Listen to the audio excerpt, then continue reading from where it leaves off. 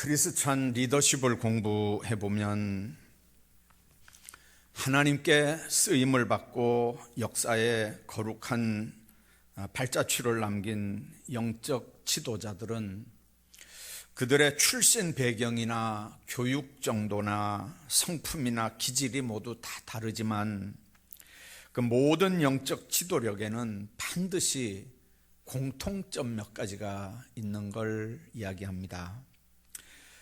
하나는 하나님을 만난 사람들이라는 게 공통점입니다. 인생의 주인이고 역사의 주관자인 하나님을 만난 사람, 바꿔 말하면 하나님이 찾아주신, 하나님이 만나주신 사람들, 그런 사람들이 하나님 앞에 영적 지도자들로 쓰임을 받았던 걸 우리가 봅니다. 하나님을 인격적으로 만나지도 못했고 하나님을 인격적으로 체험도 못한 사람들이 하나님의 일을 한다든지 주님의 피로 값주고사신 교회의 지도자들이 된다는 말은 없었다는 얘기입니다. 적어도 영적인 지도자들은 온 우주 만물과 인류의 주인 되신 주님을 인격적으로 만나고 인격적으로 교제하는 사람들이 하나님의 일들을 하더라는 겁니다. 또 하나는 하나님이 자신에게 하라고 한 일을 발견한 사람들이 결국 이 일을 하는 거예요.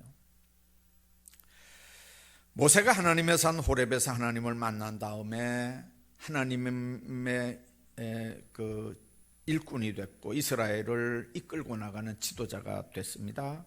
이사야가 우시아 왕 죽던 해 높이 들린 보좌에 앉은 하나님을 보고 하나님의 일을 시작합니다. 드고아 출신으로 양을 치고 뽕나무 재배하던 아모스가 그 일을 시작합니다. 구약의 많은 일꾼들이 다 하나님을 만나고 그 다음에 하나님 앞에 일거리를 받는 거예요. 베드로, 안드레, 야고보, 요한, 갈릴리 바닷가에서 금을 깁던 사람들을 불렀거든요. 세관에 앉은 마태, 다메섹 가던 바울, 하나님이 불렀고 주님 만난 다음에 그들로 일하게 하신 걸 우리가 봅니다. 그러니까 신학적인 용어로 부름을 받았다, 소명, 콜링 하셨다는 말은 예수 믿고 구원받아 하나님의 자녀로 부름을 받았다는 단순 의미보다 더 깊은 뜻이 있습니다. 하나님은 뭔가 하나님의 일을 맡기기 위해서 그 목적 때문에 하나님의 일꾼들을 부르는 겁니다. 그냥 부를까요? 평소에 그들이 하나님 앞에 어떻게 살았는지를 불꽃 같은 눈으로 다 보시고 감찰하시는 그분이 쓰실 사람들을 만나주시고 만나시고 그들에게 일거리를 주시는 걸 우리가 봅니다. 그래서 우리가 이 땅에 사는 동안 하지 않으면 안 되는 일을 발견하고 그 일을 목숨을 걸고 다하고 그 일을 행하는 사람이 사명을 위해서 소명받은 사람들이거든요. 이런 사람들은 내 몸이 내 거가 아닙니다. 내 몸은 주님의 겁니다. 자신의 삶을 주님께서 일하도록 주님께 내어드리는 헌신자들입니다. 이런 일꾼들은 자신이 왜 사는지, 뭐 때문에 사는지를 분명히 알기 때문에 절대로 사명 앞에서 다른 어떤 것도 사명 앞에 우선권을 두지 않습니다. 뿐만 아니라 하나님 만나고 일거리를 발견한 사람들만이 아니고 자신을 발견한 사람들을 하나님이 쓰시더라는 거죠. 자신을 발견하지 못하고 자아 정체성이 없는 사람은 절대로 지도자가 되지 못합니다. 바람에 흔들리는 갈대 같은 일꾼들은 공동체에서는 필요가 없습니다. 근데 나를 발견한다는 게, 자아 정체성을 발견한다는 게 말처럼 그렇게 쉬운 일은 아닙니다. 육신도 똑바로 보려면 거울 앞에 서야 똑바로 볼 수 있는 것처럼, 자아도 똑바로 어떤 존재인지를 알려면 말씀 앞에, 말씀의 거울 앞에 똑바로 자신을 비춰야 되고, 더더군다나 하나님의 부르심과 사명 앞에 자신을 똑바로 세워놔야 내가 어떤 존재인지 비로소 알게 됩니다. 우리가 아는 대로 모세는 떨기나무 불꽃 가운데 부름을 받을 때 그런 얘기합니다. 내가 누군데 바로 앞에 가겠습니까? 왕자 신분일 때는 대단한 줄 알았습니다. 아주 기고만장했죠. 그러나 40에 미디안으로 도망가서 지금 나이 80이 됐습니다. 이제는 인간적으로 뭐 할 수 있는 나이가 아니지 않습니까? 예. 인간적으로 아무것도 아닌 존재가 될 때 하나님이 부르고 일을 맡기니까 내가 누군데 바로 앞에 가겠습니까? 비로소 자기 자신의 부족, 자기 존재를 아무 쓸모없는, 아무 능력도 없는, 아무 리더십도 없는 그런 존재인 걸 모세가 그때 발견하고 고백을 하는 거죠. 이사야는 뭐라고 그랬습니까? 자아를 발견하고 화로다 나여 망하게 됐다, 죽게 됐다, 그렇게 고백합니다. 신약 성경도 마찬가지입니다. 예수님의 부름을 받고 주님 앞에 섰던 모든 제자들, 주님 앞에 서니까 자기가 누군 줄 알거든요. 말씀 앞에 자기가 딱 서지니까 자기가 누군 줄 아는 거예요.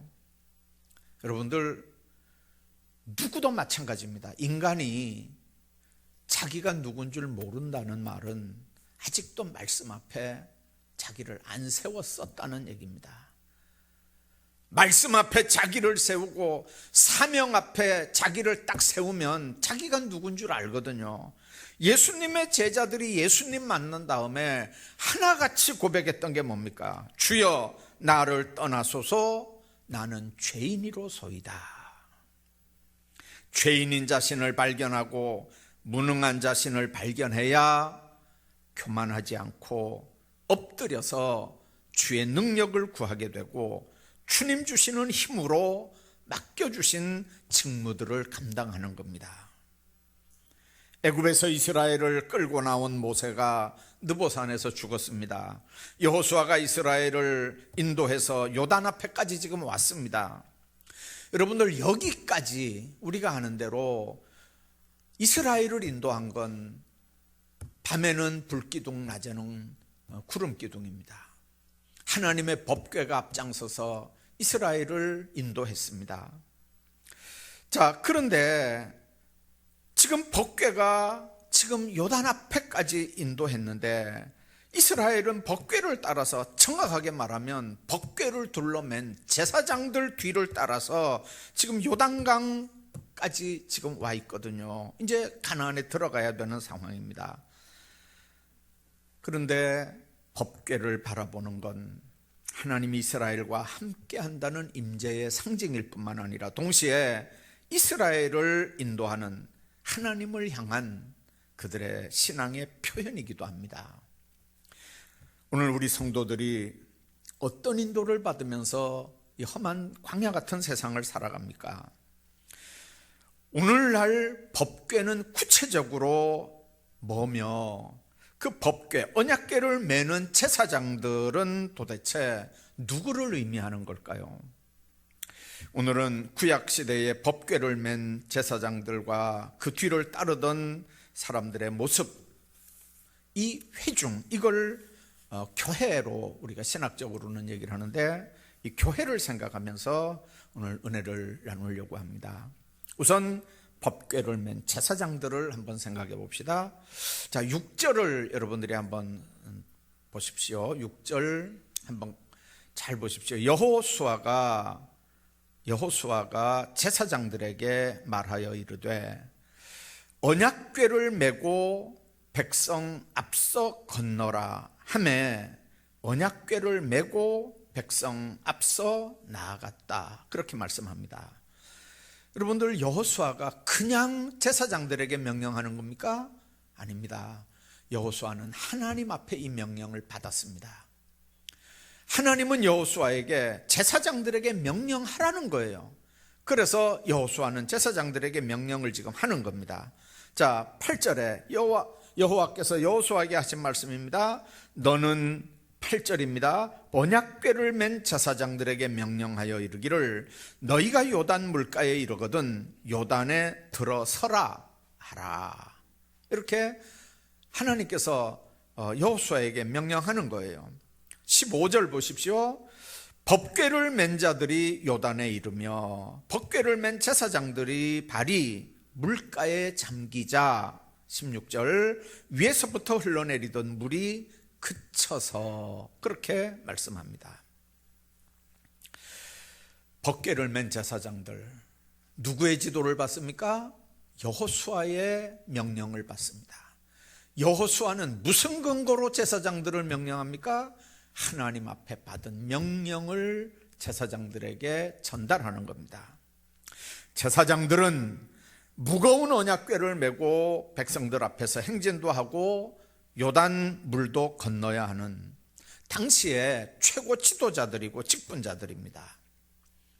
여러분들, 광야 40도가 오르내리는 그 광야, 자기 몸 하나도 움직이기 힘든 뜨거운 광야에서 법궤를 메고 40년을 백성들 앞서서 행진한다고 하는 건 불편하고 거추장스러운 일임에 틀림이 없지만 이스라엘 회중은 그 법궤를 맨 제사장들 뒤를 일정한 거리를 두고 지금 따라가는 겁니다. 그렇게 힘들고 어려울 때 좀 합리적으로 좀 지혜롭게 생각한다면 여러분들, 아론의 자손이라고 다 이렇게 덩치들이 좋고 건장할까요? 그냥 아론의 자손이기 때문에 법궤를 맨다, 이건 좀 불합리할 것 같아요, 인간적으로 보면. 아니, 법궤 매기에 아주 신체 구조가 건장한 아주 좋은 청년들 얼마든지 있을 거 아닙니까? 그 사람들을 뽑아가지고 법궤를 짊어지게 하면 아니 얼마나 잘 짊어지고 가겠어요. 그런데 하나님의 생각은 그렇지 않고 법궤는 반드시 아론의 자손 중에서만 지라는 거죠. 제사장들만 지라는 거예요. 여러분들, 이 말은 오늘 교회에서 중직자들의 사명과 성도들이 중직자들을 대하는 모습을 교훈하는 비밀한 말씀이 되는 겁니다. 교회는 주님이 피로 값주시고 사신 주님의 몸이기도 하지만 하나님의 임재의 상징입니다. 건물이 아니고 믿는 사람들의 공동체인 이 교회는 마치 가나안을 향해 언약궤를 짊어진 제사장들의 뒤를 따라가는 출애굽 행렬 같은 선민들의 공동체입니다. 신약은 에클레시아라고 교회를 얘기하지만 구약은 그래서 칼이라고, 회중이라고 그걸 번역하거든요. 제사장은 하나님의 법궤를 메야 했고 하나님을 섬기는 모든 백성들이 보도록 법궤를 메야 했습니다.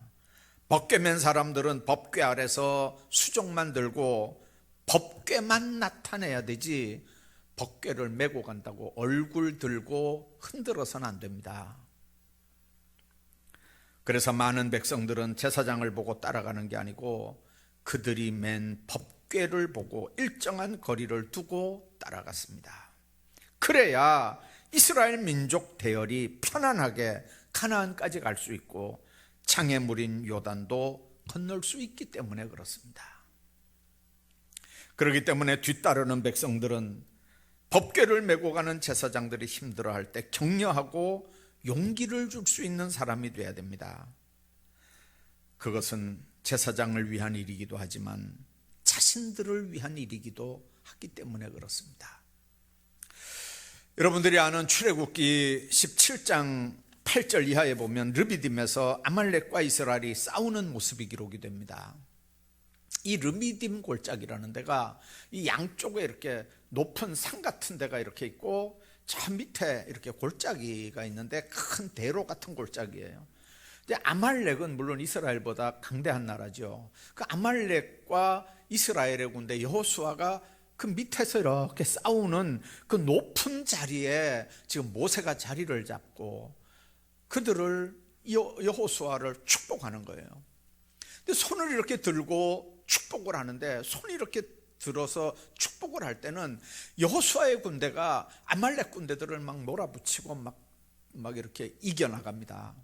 근데 힘이 들으니까 이제 팔이 내려오잖아요. 팔이 내려오니까 아말렉들이 오히려 여호수아를 또 추격을 하는 거예요. 이 높은 산에서 이게 이렇게 내려다 보이는 거예요. 성지순례 가셨던 분들 다 그거 보셨죠, 그 자리. 여러분들 눈으로 보이는 거예요 지금요. 그러니까 팔을 못 내리는 거예요. 내려오면 죽으니까, 내려오면 지니까. 그래서 아론과 훌이 옆에서 이 팔을 붙잡아 올리는 거예요. 여러분들 모세만 인간입니까? 아론 훌은 인간 아닙니까? 그들도 인간이거든요. 그러니까 백성들이 가서 돌들을 가져다가 아론과 훌이 똑바로 앉아서 이렇게 딱 틀 수 있도록 버팀목을 만들어주는 거죠. 우리가 기억해야 합니다. 기도의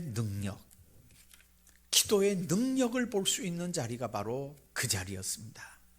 손이 올라가면 여호수아 군대가 이기고 손이 내려오면 아말렉이 이기고 이스라엘은 패망하는 모습을 눈으로 보니까 손이 내려와서는 안 된다는 게 아론과 훌과 그들을 바쳐줬던 백성들의 삶의 모습이거든요.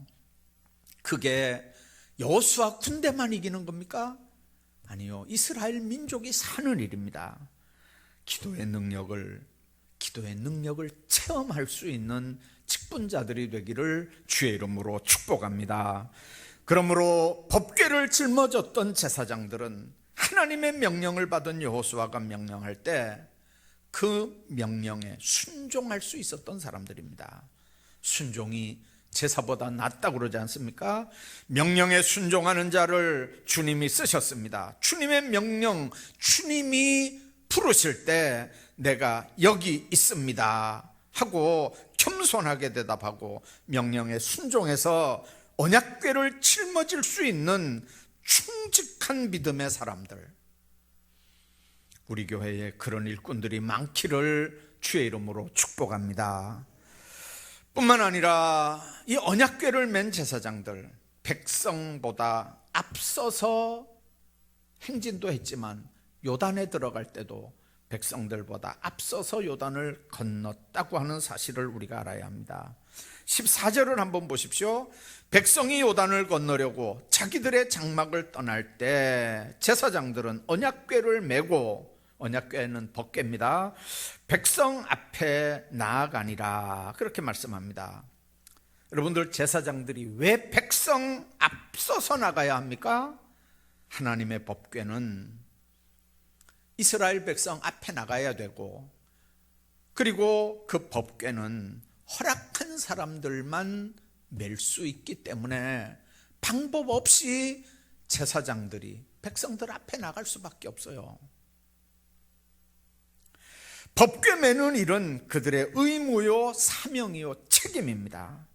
인간적으로는 외롭고 좁은 길을 가는 사람들입니다. 그래서 찬송가 가사처럼 때로는 직분이 십자가 짐 같은 고생이 될 수도 있습니다. 그러나 동시에 하나님의 법궤를 맨다는 건 고난이 따르지만 또 특권도 따르고 감사와 영광의 제목도 되는 걸 우리가 압니다. 왜 그렇습니까? 누구에게나 허락하지 않는 직분이기 때문에 그렇습니다. 여러분들, 6.25 참전용사들이 우리 교회도 몇 분 계십니다만은 그 6.25 전쟁 때 총알이 쏘이 하고 이렇게 날아갔다는 얘기 들으신 적이 있나요? 여러분들, 그들이 무슨 육군사관학교를 나와서 소대장 된 거 아닙니다. 전쟁터에서 진짜 소대장이 죽으니까 방법 없이 그 다음 사람이 또 소대장 되는 거예요. 그렇게 소대장 만들어서 전쟁하다가 보면 얼마나 많은 사람들이, 지휘관들이 목숨을 잃었겠습니까? 그들의 희생을 우리가 짐작을 합니다. 지자교회 116년의 역사는 온갖 희생과 고통을 감수하면서도 앞장서서 귀한 직분을 감당했던 우리 선배 윗대 어른들의 헌신적인 신앙과 희생이 있었기 때문에 가능한 일들이었습니다. 피곤한 육신들을 이끌고 철저하게 새벽 기도로 하루를 시작했던 어른들입니다. 지극정성으로 철저하게 힘에 겹도록 각종 헌금을 했고, 눈물로 성도들의 이름을 불러가면서 신방하고 섬겼던 어른들 때문에 오늘 지좌교회가 있다는 걸 여러분들 알아야 합니다. 교인들의 모범이 돼야 되니까, 양무리의 본이 돼야 하니까, 그게 하나님의 명령이고 주님이 기뻐하시는 일이니까, 그렇게 하라고 나에게 메워주신 멍에니까 비틀거리면서도 감당하긴 하는데, 그래도 인간적으로 너무 힘들고 어려우니까 감당할 힘을 달라고, 성령께서 주시는 능력을 달라고 새벽마다 매달렸던 그 어른들의 기도와 헌신 때문에 이 교회가 지금도 존재하는 겁니다. 그런 수고, 그런 헌신, 그런 아름다운 기도의 희생들, 신앙의 이런 전통들은 아무리 세상이 바뀌어지고 가치관이 바뀌어도 오늘 우리가 이어가야 되는 게 아닙니까?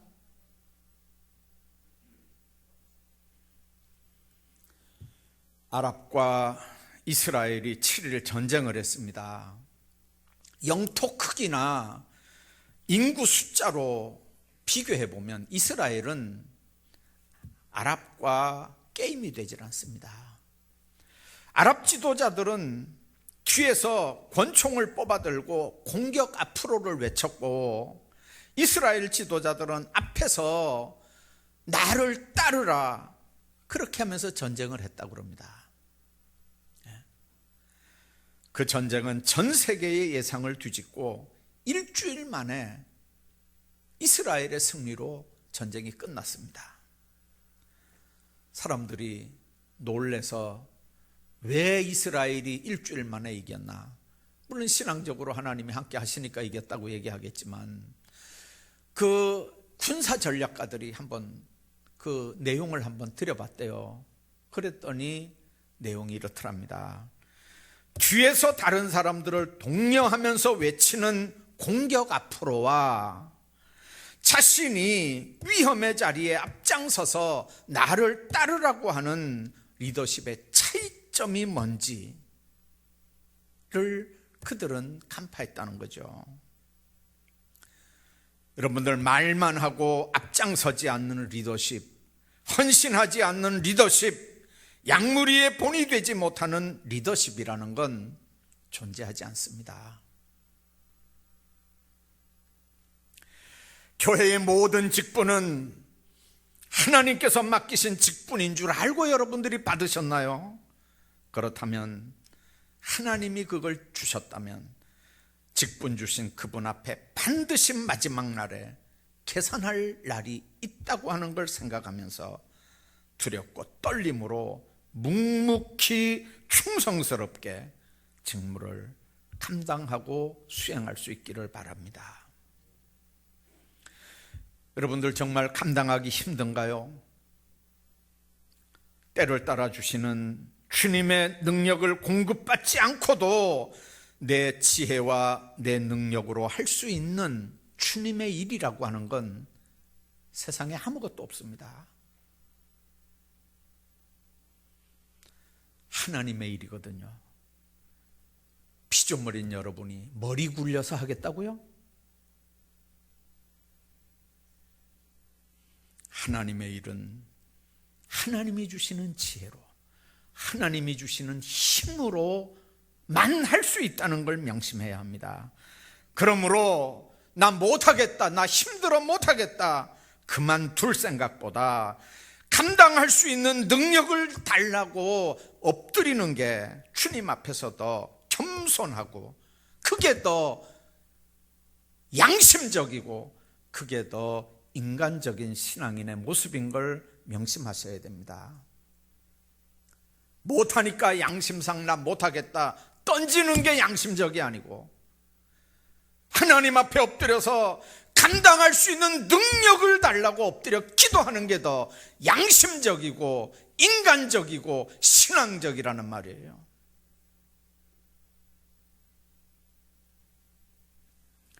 법궤를 매는 사람들은 하나님의 종들입니다.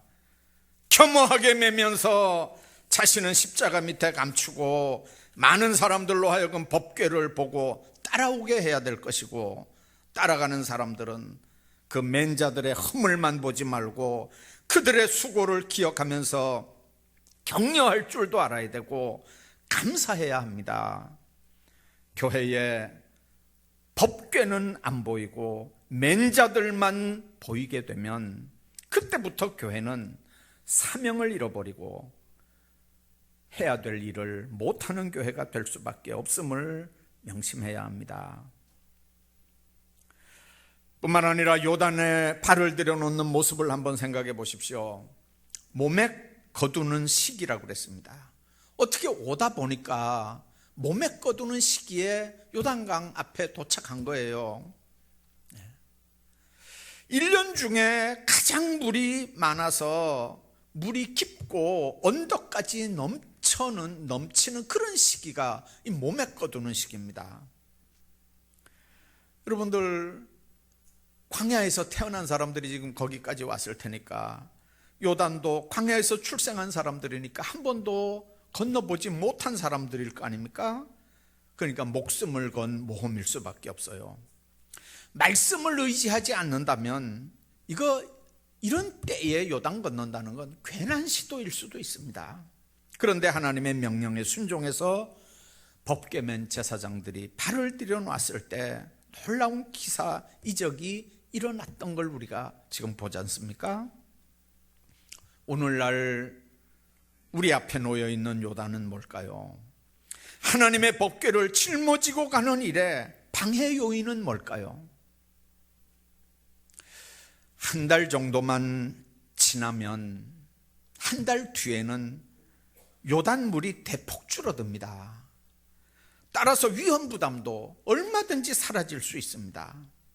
여러분들, 이런 인간적인 생각, 이런 인간적인 발상, 이런 인간적인 제안, 오히려 합리적일 수도 있는 이런 인간적인 생각들을 만일 여호수아나 제사장들이 했다면 요단이 갈라지는 기적, 하나님이 일하시는 체험, 이거 경험했겠습니까? 여러분들, 40년을 광야 생활을 했습니다. 40년 걸려서 거기까지 온 거예요. 한 달 뒤에 간다고 무슨 문제가 생깁니까? 하나님의 명령 얼마든지 우리가 이해할 수 있죠. 그러나 합리적으로, 인간적으로 생각해 보면 한 달 뒤에 해도 얼마든지 가능한 일이니까 한 달 뒤에 가자, 얼마든지 리더들이 얘기할 수 있잖아요. 그런데 성경은 그걸 뭐라고 얘기하냐면 타협한다고 얘기를 하는 거예요. 하나님의 명령 앞에 인간적인 방법은 설 자리가 없어야 됩니다. 하나님의 요구 앞에 인간적인 계산은 다 내려놔야 합니다. 왜 하나님의 명령과 똑같은 기준으로 똑같은 권위를 가지고 하나님의 명령과 내 생각을 똑같은 자리에 놓으니까 하나님의 명령이 뒤로 늦춰지고 하나님의 명령은 없어지고 나중에 인간적인 생각들로 회중의 문제들이 풀어져 나간다면 여러분들, 거기에 하나님이 역사하겠습니까? 그 회중을 하나님이 책임지겠습니까?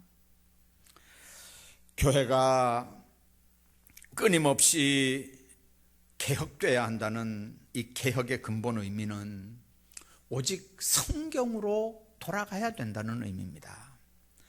하나님의 말씀을 앞세운다는 건 하나님을 앞세운다는 거고, 하나님의 영광을 우선 생각하고 명령해서 첫 발을 요단에 들여 놓는 삶을 산다는 걸 의미하는 겁니다. 오늘부터 몇 주간 주보에 연재하는 교단 헌법이 말하는 항종직들의 직무 명심해서 읽어보시기 바랍니다. 오늘은 장로의 직무, 장로가 뭐 하는 사람이냐? 앞으로 장로 5명 뽑는다는데 최소한도 장로가 뭐 하는 사람인 줄은 알고 여러분들이 이 문제 앞에 서야 될 거 아닙니까?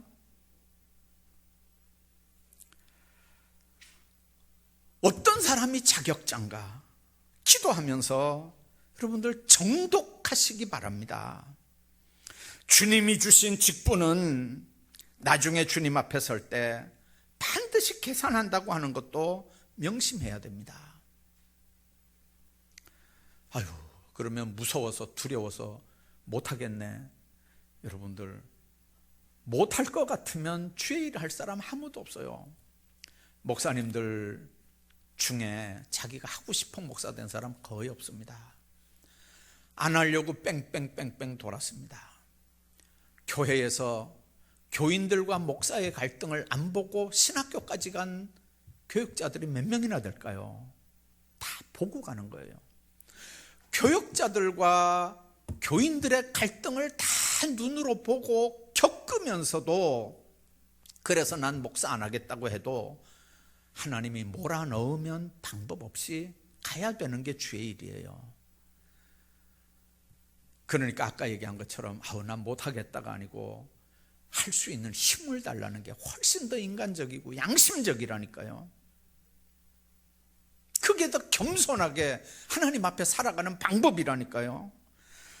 교회의 직분을 세상 감투나 명예직처럼 접근하지 않길 바랍니다.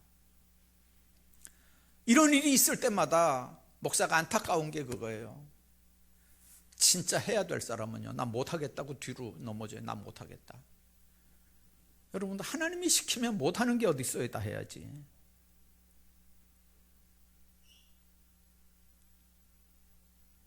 또 마찬가지예요. 저 사람은 아까 처음 얘기한 것처럼 하나님 만난 적도 없고 하나님 앞에 소명도 사명도 없는데, 그렇다고 하나님 앞에 자기 자신을 이렇게 똑바로 자기 자신이 어떤 존재인지 알지도 못하는 사람인 것 같은데, 자기는 또 이게 세상 무슨 명예처럼 생각을 하고 자기는 거기 대상자라고 생각을 하거든요.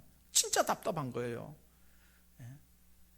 여러분들, 교회 직분을 정말 세상 감투처럼 접근하지 마십시오. 대통령 5년 되면 끝나요. 다른 사람 시키면 돼요. 국회의원 4년 되면 끝나요. 다른 사람 시키면 돼요. 시장 일 못해도 그냥 4년 참으면 4년 후에 다른 사람 시키면 돼요.